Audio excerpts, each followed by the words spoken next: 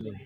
तो ऐसे में एक बात तय है कि एनडीए के सामने कम से कम अब विपक्ष कहीं नहीं ठहरता। मुझे तो बिहार में भी नहीं पता, जब केंद्र में अगर विपक्ष की यह हालत है तो क्या राजद, वाम दल, कांग्रेस, ये तमाम दल एक साथ मिलकर चुनाव लड़ेंगे? क्योंकि कांग्रेस की भी महत्वाकांक्षाएं ना किसी जानकारी के आधार पर ही होती हैं। अगर आपने कुछ गलत नहीं किया तो आपके साथ कुछ गलत होगा नहीं, पर हाँ, अगर जो जानकारी प्राप्त हुई है जिसके आधार पर इस तरीके की रेड की जा रही है, उसमें अगर कुछ सही पाया गया तो किसी भी गुनहगार को बख्शा नहीं जाएगा। ये केंद्र सरकार इस बात को लेकर, मेरे प्रधानमंत्री, और अगर आज हम लोग बिहार की बात कर रहे हैं तो मुख्यमंत्री की भी नीति इस बात को लेकर पूरी तरीके से स्पष्ट है।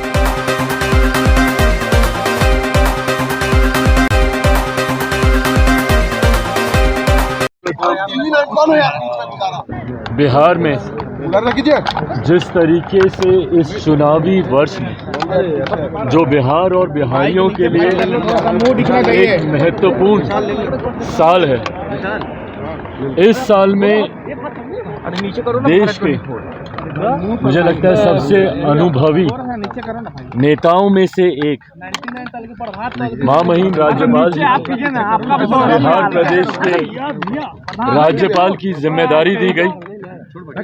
इस उपलक्ष्य पर मैं मेरी पार्टी की तरफ से एक प्रतिनिधि मंडल, जिसमें पार्टी के तमाम वरिष्ठ नेता शामिल थे, हम लोगों ने महामहिम से मुलाकात कर उनका स्वागत किया और ये विश्वास जताया कि उनके नेतृत्व में बिहार चुनावी साल में प्रवेश कर रहा है। ऐसे में उनका मार्गदर्शन हम सब के लिए अति महत्वपूर्ण है। साथ ही में नववर्ष की शुरुआत भी थी। नववर्ष की भी शुभकामनाएं महामहिम को पार्टी के तमाम नेताओं के द्वारा दी गई और इसी के साथ कई ऐसे बिहार से जुड़े हुए विषय हैं जिसकी जानकारी महामहिम के संज्ञान में हम लोगों ने देने का हम लोगों ने काम किया। कुल मिलाकर ये पहली औपचारिक मुलाकात लोक जनशक्ति पार्टी रामविलास के नेताओं की महामहिम के साथ थी। बहुत खूबसूरत ये मुलाकात रही। महामहिम के संबंध व्यक्तिगत तौर पर भी मेरे परिवार के साथ लंबे समय से रहे हैं। मेरे नेता, मेरे पिता आदरणीय रामविलास पासवान जी ने, दोनों ने साथ मिलकर भाइयों की तरह कार्य करने का काम किया। एक ही कैबिनेट का दोनों हिस्सा रहे। कई उतार चढ़ाव राजनीति के दोनों ने साथ मिलकर देखे। मैं बच्चा था तब से इनके साथ मेरा परिचय रहा है। उस नाते भी आज उनसे मिलना एक सुखद अनुभव रहा। सर, ये चिराग जी राजद के विधायक हैं आलोक मेहता, उनके 16 ठिकानों पर ईडी की रेड चल रही है। भाई देखिए, मैंने हमेशा इस बात को कहा है, जितनी भी जांच एजेंसीज हों, ईडी हो, सीबीआई हो, आईटी हो, जितनी भी ये एजेंसीज हैं, अगर आपने कुछ गलत नहीं किया तो आपको डरने की ज़रूरत नहीं। ये जितनी भी रेड होती हैं, ये किसी न किसी जानकारी के आधार पर ही होती हैं। अगर आपने कुछ गलत नहीं किया तो आपके साथ कुछ गलत होगा नहीं, पर हाँ, अगर जो जानकारी प्राप्त हुई है जिसके आधार पर इस तरीके की रेड की जा रही है, उसमें अगर कुछ सही पाया गया तो किसी भी गुनहगार को बख्शा नहीं जाएगा। ये केंद्र सरकार इस बात को लेकर, मेरे प्रधानमंत्री, और अगर आज हम लोग बिहार की बात कर रहे हैं तो मुख्यमंत्री की भी नीति इस बात को लेकर पूरी तरीके से स्पष्ट है। ज़ीरो टॉलरेंस करप्शन को लेकर मेरे प्रधानमंत्री आगे बढ़ने का कार्य कर रहे हैं।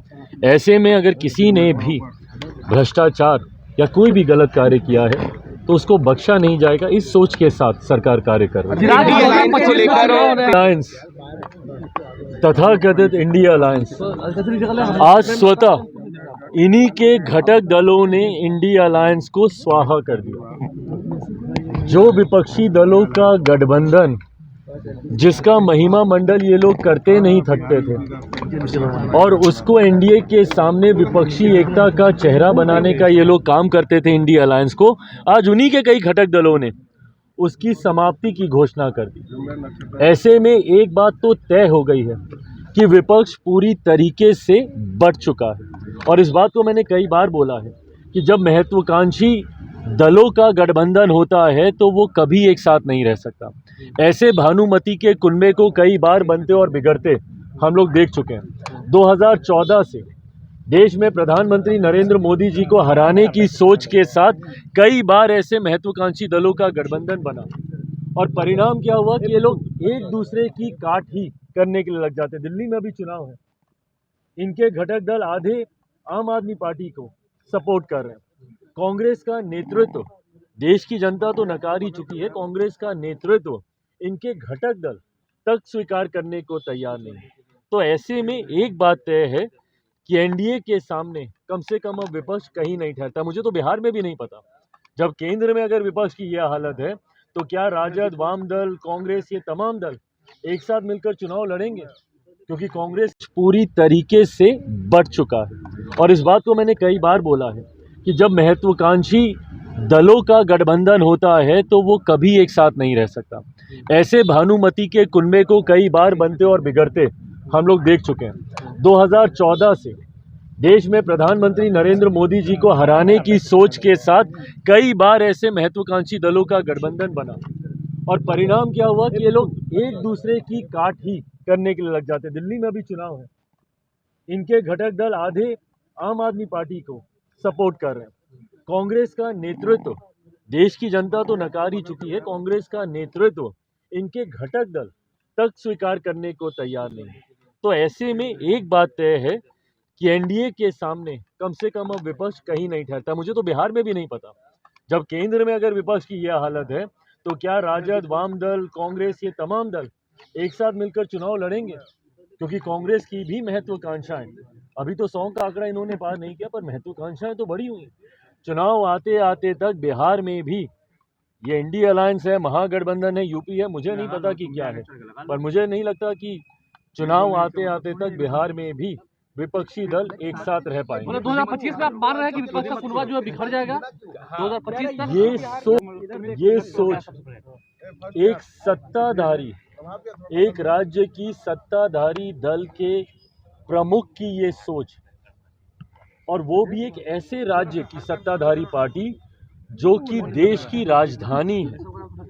आम आदमी पार्टी के प्रमुख पूर्व मुख्यमंत्री अरविंद केजरीवाल जी ने जिस तरीके से यूपी बिहार के लोगों को लेकर आपत्तिजनक टिप्पणी करने का काम किया, इसको कतई बर्दाश्त नहीं किया जा सकता।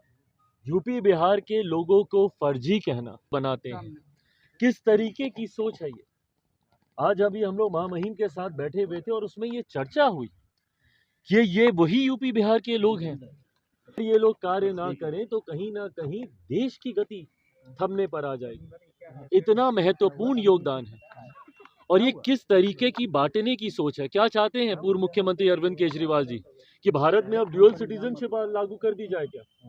क्या आप देश के नागरिक अलग और राज्य के नागरिक अलग? ये देश की वो राजधानी है जहाँ पे देश भर से लोग आते हैं, और किस तरीके का संदेश आप उस राजधानी से आप देना चाह रहे हैं? और कल को आपको वोट भी इन्हीं का चाहिए, जाएंगे भी इनके पास और इन्हीं को गाली भी देंगे।